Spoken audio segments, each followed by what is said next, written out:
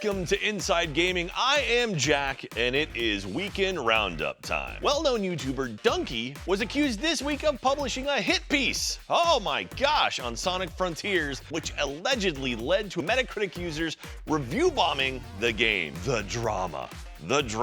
Before Dunkey published his Sonic Frontiers video, which lays into the game's faults, the user score for the game was sitting at an 8.8. Now, or at least at the time of this recording, the user ranking has dropped half a full score down to 8.3, so almost 7 territory if you want to get cheeky.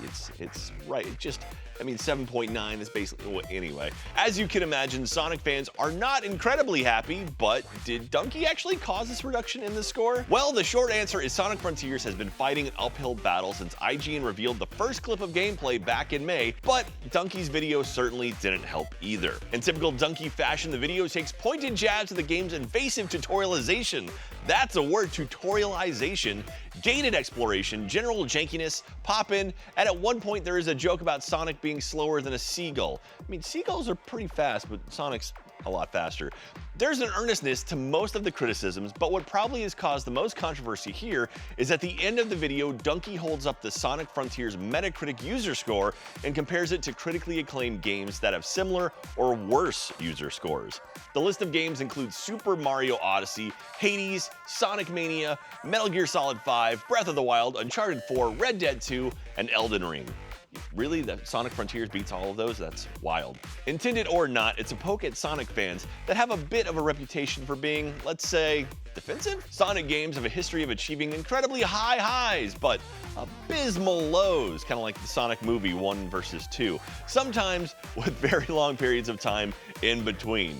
So it makes sense that a game like Sonic Frontiers that takes a big swing at trying to shake things up would review higher among fans and players willing to pick up the game at launch. But again, the critique being posted in the Dunkey video, intentional or not, is that Sonic fans are so starved for a good game that they are propping up something that is merely mediocre. Take into account that Dunkey videos on average net over 2.5 million views, and that negative reviews started flooding in on Metacritic after the video was posted. It's easy to see how Sonic fans, or anyone else really, might connect the dots. Screenshots started showing up online of the negative reviews piling up, and one even acknowledges not playing the game as well as the Dunkey video. Following the outcry and backlash from Sonic fans, Dunkey weighed in the next day saying, quote, "Sonic fans are review bombing their own favorite game to make my fans look bad. They really thought they were slick calling their account Dunkey Lover 2005. Twitter thought this was real, by the way." The included screenshot shows multiple users with Dunkey in their username referencing Dunkey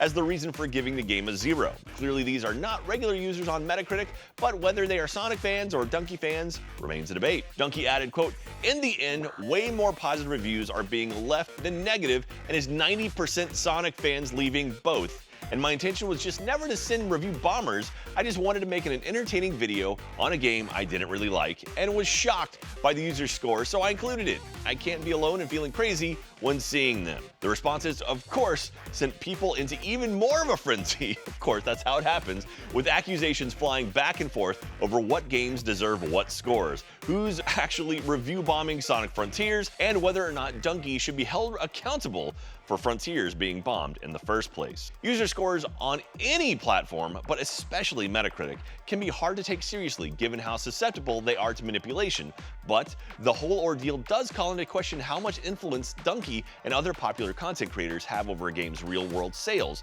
impact, and narrative. A tweet posted 5 days before Dunkey's video summed things up nicely. Windy Snow Radish on Twitter wrote, "I really am genuinely praying Dunkey doesn't put out an obnoxious video about Sonic Frontiers that completely shifts the casual narrative around the game to being seen as a complete failure. That person is a prophet." To be fair, that isn't entirely what's happened here, but the discourse could certainly prevent Sonic Frontiers from reaching a larger demographic than it would have. Things get a little more gray when you consider that Dunkey isn't just a popular YouTuber anymore, but an actual games publisher. In theory, Dunkey can directly affect the success or failure of a competing product simply by posting a short video on his YouTube channel. At the time of this recording, Dunkey's Sonic video has around 3 million views compared to reviews and walkthroughs, which have less than half of that. On the other hand, it might be hard to prove any correlation between negative online discourse and impacted sales. We have certainly seen online backlash for games in the past that went on to sell just fine. Potential update to the story is that the review bombers didn't come from Dunkey or Sonic fan bases at all, but 4chan. Of course, it's always 4chan. There have been screenshots of a post going around of a 4chan user claiming to be one of the review bombers with a Dunkey username who admits they didn't play the game or even watch Dunkey's video. What a twist. Alright, there are more stories to get into that are actually news, but first let's talk about ExpressVPN. If you have been watching this channel for a minute, you already know, but we're going to tell you again. ExpressVPN is a virtual private network that creates a secure tunnel between your devices and the internet. Without a VPN, pretty much anyone can access the private data that you generate while surfing the web. Protect yourself from your own ISP, advertisers, and hackers by using ExpressVPN. ExpressVPN is incredibly easy to use. Fire up the app and connect with just one click. You can even use ExpressVPN to change your online location. I love the ExpressVPN app. I use it on my phone sometimes when I'm traveling around and I want to see stuff. Maybe like I want to be back in Texas. Like maybe I'm watching an Austin FC game and they kind of region lock it to areas. Maybe suddenly I'm in the Texas area and I can watch it when I'm in Florida or California or whatever. Just saying, you know, you can use it for a bunch of different ways. That's how I use it, and it totally works. ExpressVPN invests only in premium servers, making them consistently faster than any other VPN provider, and is physically impossible for any ExpressVPN's VPN servers to store logs of any customers, so you know your data is protected. Don't let data collectors and advertisers use your private information without your permission to fill their own pockets. Go to expressvpn.com/roundup and find out how you can get 3 months of ExpressVPN for free. That's expressvpn.com/roundup. Okay, on to the rest of the stories. The launch of God of War Ragnarok is already bigger than Call of Duty Modern Warfare 2, Elden Ring, and Pokemon Legends Arceus, I don't know how you say it, Pokemon Legends Arceus. Pick one of those. It's one of those things, according to the UK boxed charts. Giving its reception, it's easy to assume the game is doing just as well or better in other parts of the world, but these are the numbers we have right now. As reported by GamesIndustry.biz, and according to data collected by charts company GfK, Ragnarok has sold more in its first day than any previous game in the series sold in its first week. Wow, that's impressive. More specifically, the game has sold 51% more units in the first week than the previous best-selling game, 2018's God of War, just the last one. In just 1 week, the game is already the third best-selling God of War title of all time, and in terms of revenue, it's already number 2. Damn. Again, that's just comparing physical sales in the UK. Digital numbers will probably be reported later this week if they haven't already been reported, and we will likely get a big launch day total sometime soon as well. In other news, Cory Barlog, director of Sony Santa Monica, told the LA Times that the studio is actually, quote, spread out on a lot of different things, but declined to offer specifics. Ooh, mysteries. Ubisoft and Riot Games are teaming up to research ways to combat toxic behavior online in their games. The joint effort is being called the Zero Harms and Comms Research Initiative, and it aims to create a cross-industry shared database and labeling ecosystem that gathers in-game data, which will better train AI-based preemptive moderation tools to detect and mitigate disruptive behavior. That's a lot of fancy words.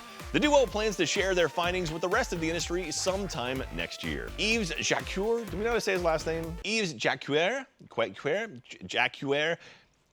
Yves Jacquer, an executive director at Ubisoft, explained, "Through this technological partnership with Riot Games, we are exploring how to better prevent in-game toxicity as designers of these environments with a direct link to our communities." If someone in the comments knows how to pronounce that gentleman's last name, please let me know. Riot's head of technology research, Wesley Kerr, commented on the team-up saying, quote, "Disruptive behavior isn't a problem that is unique to games. Every company that has an online social platform is working to address this challenging space. That is why we're committed to working with industry partners like Ubisoft, who believe in creating safe communities and fostering positive experiences in online spaces." It's kind of cool to see two companies pool their resources together to come up with some new ways to tackle the issue. Control 2 has been officially confirmed. Yes, we have known since at least 2021 that a big Control game was in the works, but we didn't know if it would just be a sequel or a prequel or just a completely new story with different characters. Well, now it's official. Remedy CEO Tara Vertala said in a press release, quote, "I'm now proud to confirm that the bigger budget Control game, also known as codename Heron, is Control 2, a full-blown sequel to our award-winning game Control. Game director of the franchise Mikhail Kasurinin added, with Control 2 we'll take another leap into the unknown. It'll be an unexpected journey, it'll take a while, but to put it mildly, this is the most exciting project I've ever worked on. It's still early days, but it will be worth the wait. Does anyone ever say this is not the most exciting project they've ever worked on? It feels like everyone says that about whatever their next project is, but I digress. Unfortunately, the game is still in the concept phase, but it's being built on Remedy's Northlight engine and planned to release on PC, PS5, and Xbox Series X and S. Of course, that's not the only project in the works over there. Alan Wake 2, a Control multiplayer game, remakes for the first two Max Payne games, and one unannounced project are all in development, so it might be a while. Hey, happy birthday! Well, belated birthday to legendary Shigeru Miyamoto. That's right, Mario's dad turned 70 this past Wednesday, November 16th, so we are paying our respects. Miyamoto is hands down one of the most influential and distinguished developers in the history of the medium. He joined Nintendo in 1977 as an apprentice in the company's planning department, where eventually he was tasked to make some art, and things really took off from there. Donkey Kong, Mario, The Legend of Zelda, Star Fox, and Pikmin are all iconic franchises that Miyamoto had a direct hand in designing, but he also directed countless other titles and helped develop some of the world's most recognizable video game hardware. Simply put, Miyamoto has a profound effect on the video game industry as we know it today, and to that we say thank you and happy birthday. Belated, yeah, we know it's late, but this is a weekend show, so we're not going to release a special episode. It's awesome that it's his birthday, but weekend show.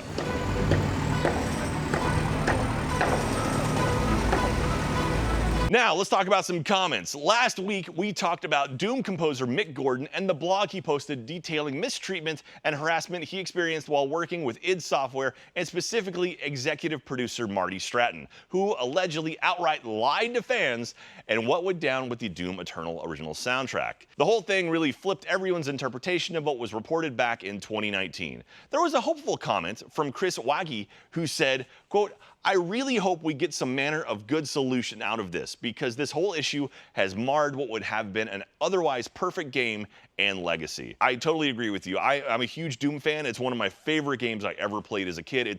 I literally have a copy of Doom signed by John Romero on CD on my wall right now. So the idea that this is tainting the franchise, that really sucks. So despite id Software trying to desperately avoid it before with a settlement, this probably all ends up in court, and everything ends up in court now, right?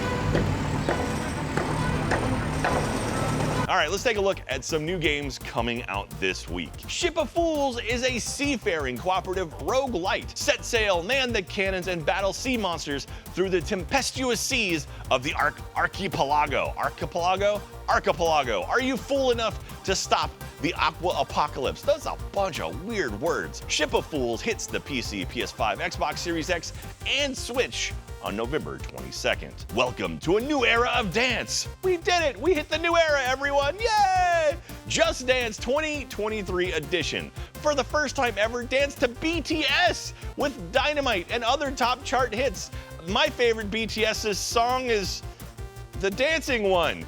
Now with online multiplayer, personalization, 3D immersive worlds, and new songs and modes year-round. Just Dance 2023 hits the PS5, Xbox Series X, Xbox One, and Switch on November 22nd. Get your dance on. Gungrave Gore. I don't know if it's Gore or G-O-R-E. Gungrave, G-O-R-E, is a stylish third-person active shooter by South Korean studio Iggy Mob, in which you take on the role of Grave, a gunslinger of resurrection and badass anti-hero of your dreams. Wow, this is some good copy.